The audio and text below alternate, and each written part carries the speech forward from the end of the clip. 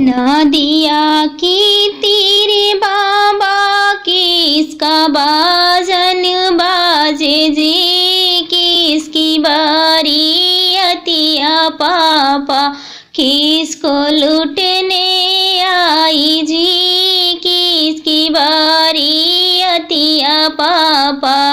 नदिया की तेरे बेटी तेरा बाजन बाजे जी, तेरी बारी अतिया बेटी तुझको लूटने आई जी, तेरी बारी अतिया बेटी तुझको लूटने आई जी, तेरी बारी अतिया बेटी।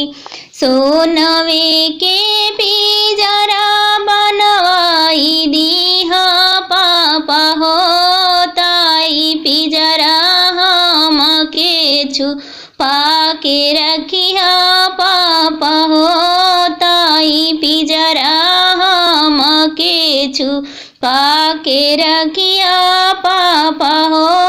ससुरा के लोग बड़ा चतुर हो बेटी, पिंजरा सहित हरि ले जाई है